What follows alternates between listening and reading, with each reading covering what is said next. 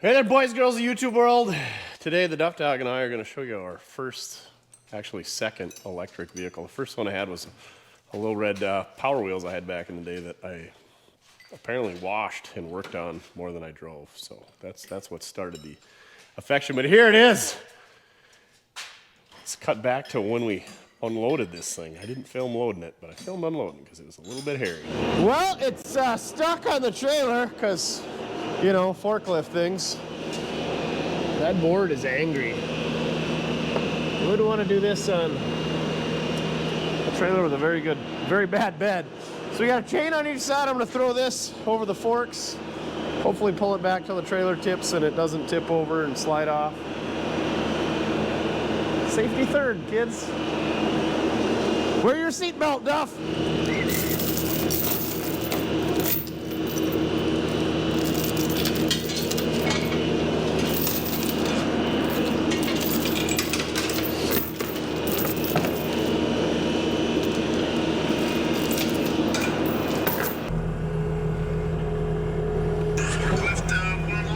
Why did our chain come off? Of course, now it's too short. I feel like the Snoop Dogg with all this chain. All right. If at first you don't succeed, fail again. What's going on here? Wants to creep up the forks, raise the forks. Come on! What are we gonna name this thing? Oh yeah, that's the guy.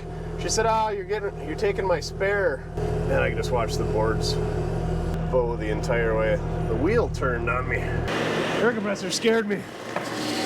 Whoa.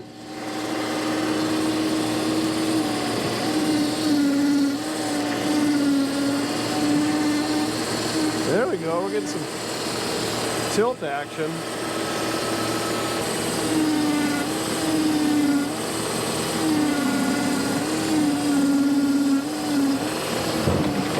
Oh boy.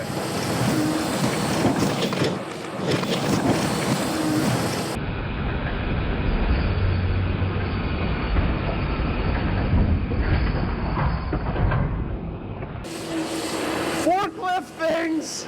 Well, now we got ourselves a debacle. That one made my brown eye pucker, guys. Oh, that one puckered up my butthole. I am forklift certified and I knew to hang on and ride it out, but there's no cage on this. There's a cage, but it's sitting up on the trailer. Good spot for it, huh? At least he gave it to me, though. I thought for sure when this thing caught the edge of the trailer or the floor, she was going over. Oofta, these things. Oh, man, that's heavy. I thought it said it weighed 4,000 pounds. And the skid steer is like rated for 2650. But we all know, you know, ratings. Factor of safety. That's like the best things ever. Like some engineer was like, you know, we're probably only close. So let's just multiply it by 3 and call it a factor of safety. Okay. It means you're not really sure, right? Not really sure that this was the best way to unload a forklift. Well, what are we hung up on now? The floor drain? Forklifts are dumb. Now my chain's hooked. Oh, we're so close. You just gotta get that wheel. I think if I just drove ahead with the Suburban, we'd get her. Duff, you wanna go pull the Suburban ahead? Okay, or not. I get it, no thumbs.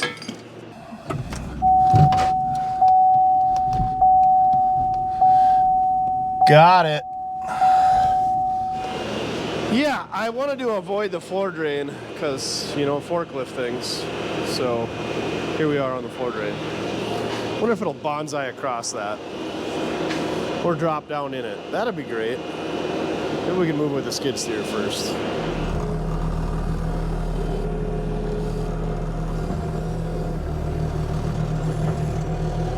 Oh, we should be able to buy. If a freaking 2x4 would hold this thing, that's a 1/2-inch steel should. Here you go. Oh, it's a Raymond. We can call it Rain Man. Every time we show this thing, we can use another character named Ray. Sugar Ray Leonard, wasn't he a boxer? All right, here we go. Slingshot. Slingshot engaged. Slingshot engaged. No. Oh, for dumb. We're hung up on the Bobcat. Otherwise, I really don't know how to run this thing. I mean, I do, but it's been a day or 9. All right. I back this hot rod up some more. I'm not smashing into Mojo's fancy snap-on toolbox. We should have this.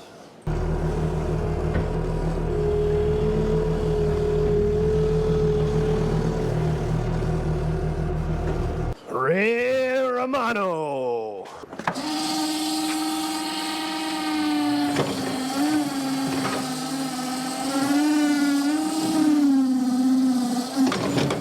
Yeah, come on, Ray.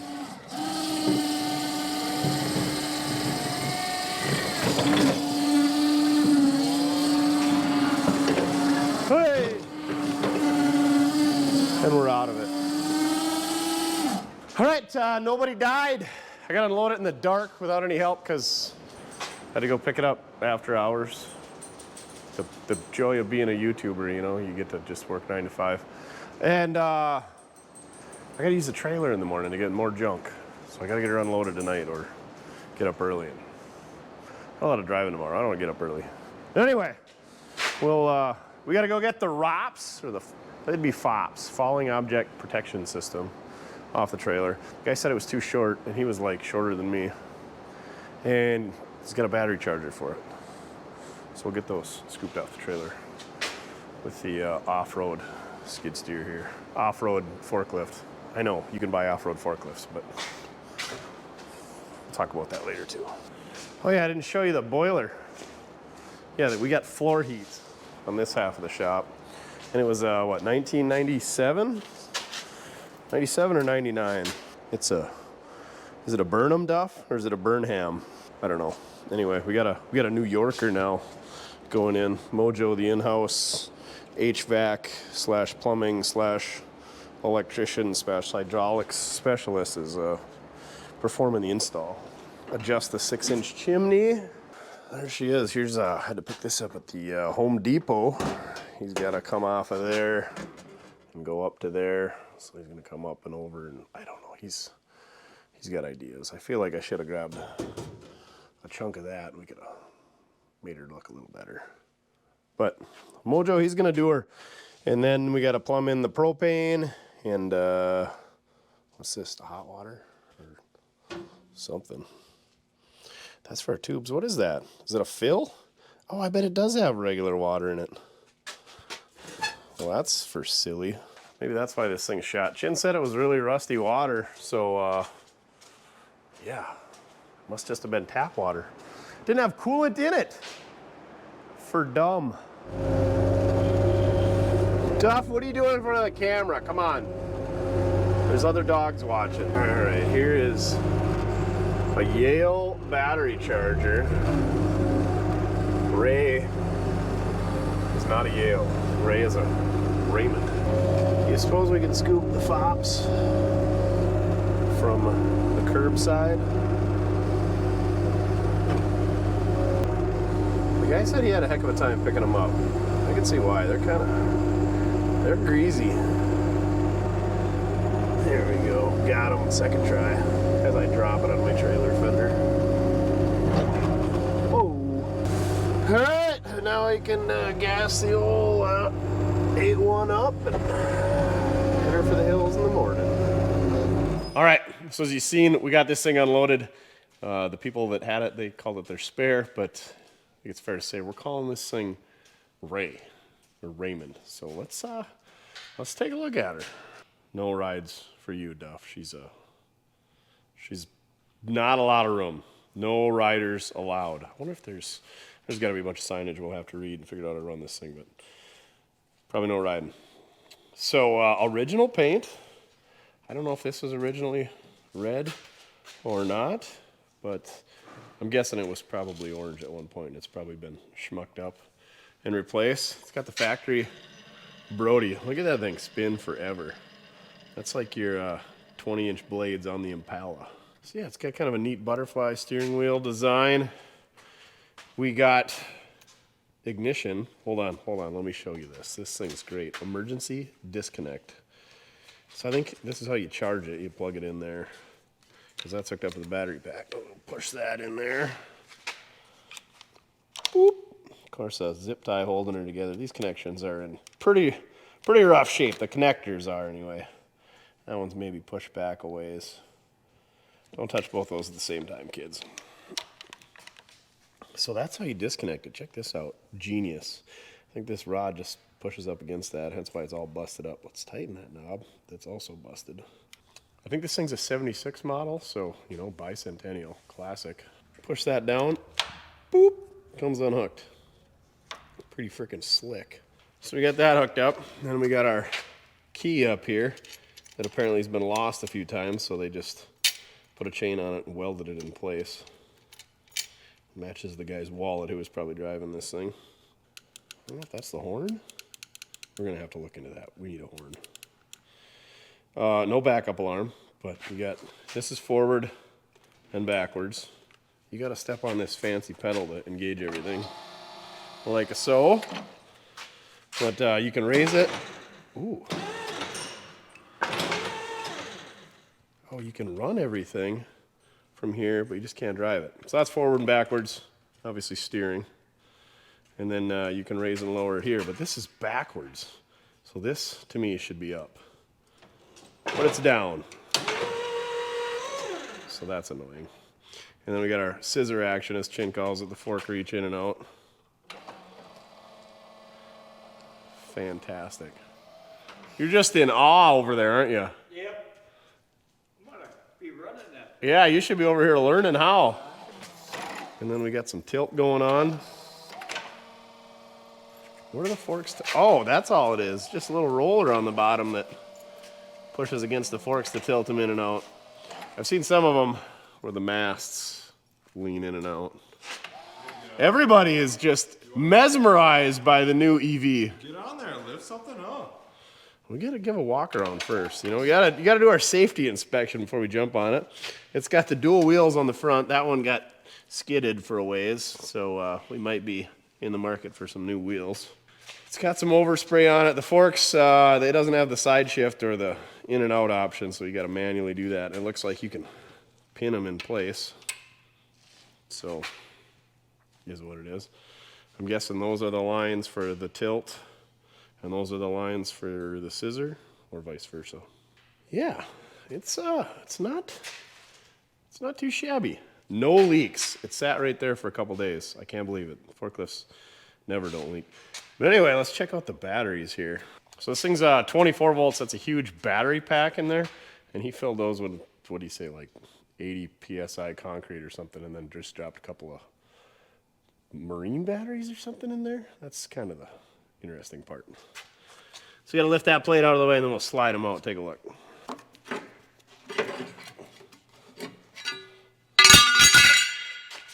Oh boy. There we go. This is where it's, this guy was, I don't know, a flooring guy, not a bricklayer, but he laid tile. So that's how we knew the 80 PSI stuff. But anyway, apparently he was an electrician as well. Got a little crimp action going on there. Dribble a little solder in. Nothing but the finest. We got a super start on this side. That looks pretty new. The old Fleet Farm 2 a couple years older. Built this cute little jumper wire. So you got your positive here, and then it goes to the negative and over to there.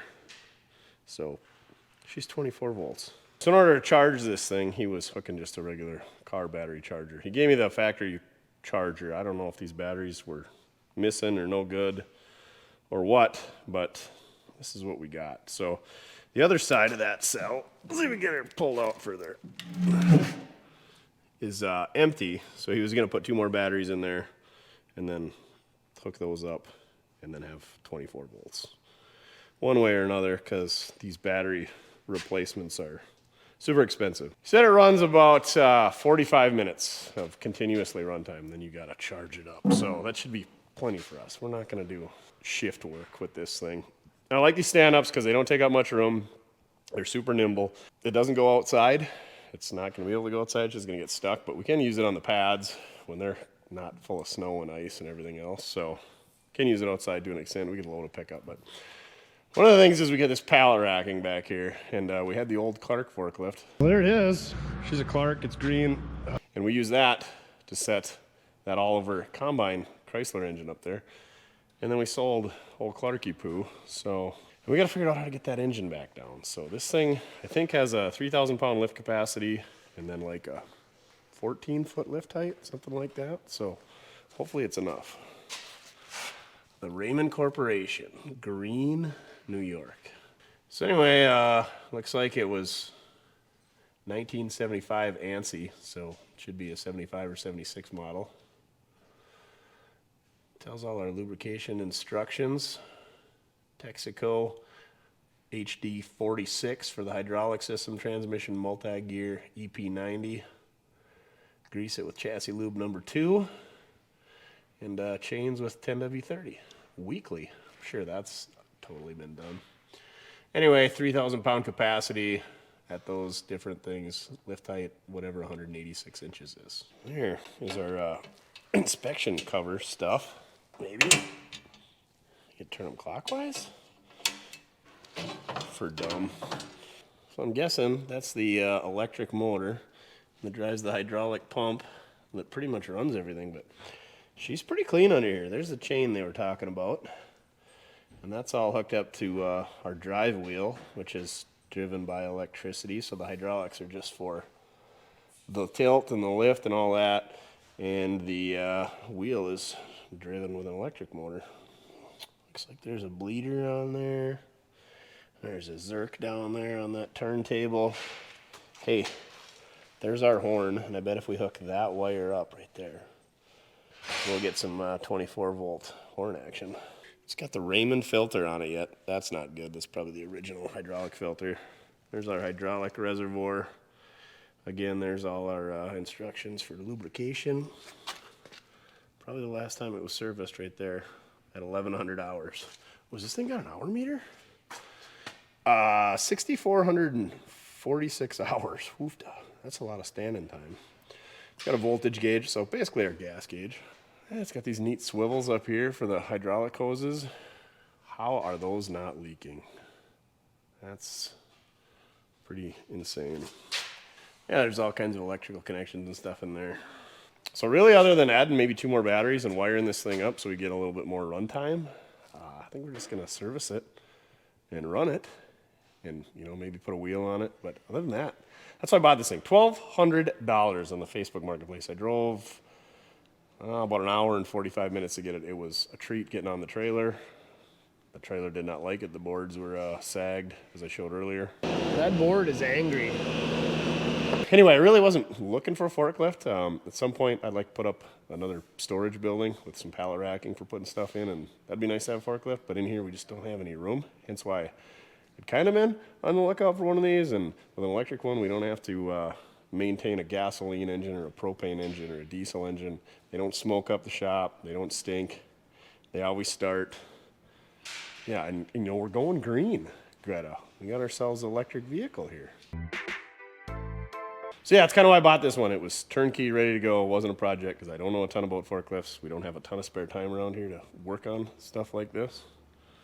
Because, you know, we got Mojo busy hanging lights and DB wiring lights and Chin hanging Camaro headliners. But anyway, yeah, let's see if we can get the horn working. And then I think that's about it. Just wanted to show you Raimundo here. She's a sweet ride. Comment down below the other Rays that you know. Sugar Ray Leonard, Ray Lewis, Ray Charles. You got the right one, baby. Maybe that's what you should call it. The right one. All right. See if we can't get a horn working. Oh, that's how those work. They just flip that little roll pin on the back side of there, holds her in place. How neat is that? How neat is that? Where's the sight gauge for this guy for our hydraulic reservoir? Or we just look in there and say, yep, it's got oil. Looks like our chain came to, maybe that's the gauge. If the chain touches the oil, you're good to go.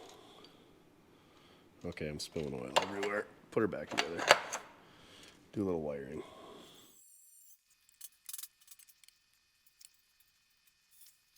Let's test her out before we crimp her on. Wrong button. Woo! Woo! Look at this, how neat this is. It's got a master cylinder that's hooked up to that pedal over there. And as soon as you let off it, it applies pressure, so it locks up the brake. So I assume this is the slave for said brake. And then look up here, there's the steering shaft, and that goes over and runs that orbital motor or gear pump. So it's got power steering. How neat is that? That's pretty neat. Looks like it's got Raymond's own DC motor up there. The direct connection. UC Motors and Parts. P.O. Box 57, Tinley Park, Illinois. Yeah, that's the beauty of this electric vehicle. She's pretty simple. See, other than the battery situation, I would like to maybe clean up these ends just a little bit. We might need some battery sponsors for some marine grade batteries here. Marine? I don't know. What are the ones you can run dead and charge up again? Those ones. All right, let's see if we can get the old Oliver engine down.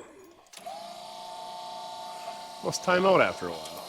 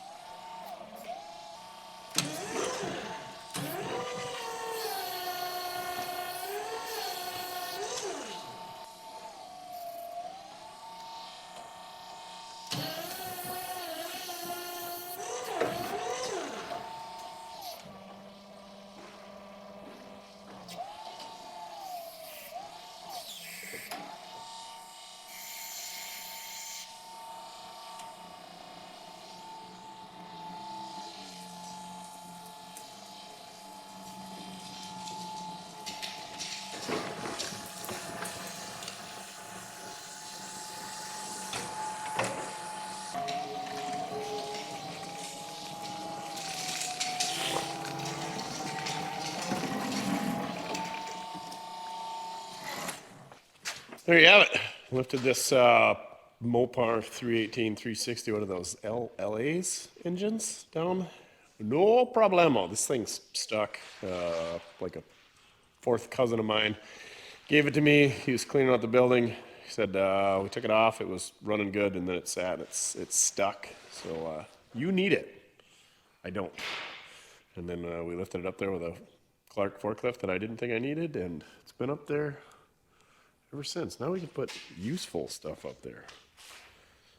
And maybe we'll do a video on a Chrysler someday. I think he got spark plugs out, got her all pickled. Carburetor's loose. I can't imagine she's stuck too bad. I just don't really have a need for a small block Mopar at this time. And it's probably not that good anyway. And it's got this silly governed distributor and carburetor and who knows what. And it's quite the setup down there. LH318, so I'm guessing she's a 318. Well, there you have it. Thank you very much for watching. Go check out our merch, mortske.com. We got ball caps, we got beanie caps, we got t-shirts, sweatshirts, decals, banners, super scrapers, magnetic screwdrivers, mini pry bars, you name it. We got it. If we don't got it, you don't need it. So thank you very much for watching. My first electric vehicle, or my latest electric vehicle, or the only one I have right now. Oh, Raymundo, and you'll see more of him in the future. So thank you very much for watching. Check out the other videos. Like, share, comment, subscribe, all that good stuff. And remember, it doesn't matter how you get it done, as long as you're having fun. Forklifts and mow parts that are stuck. Real fun.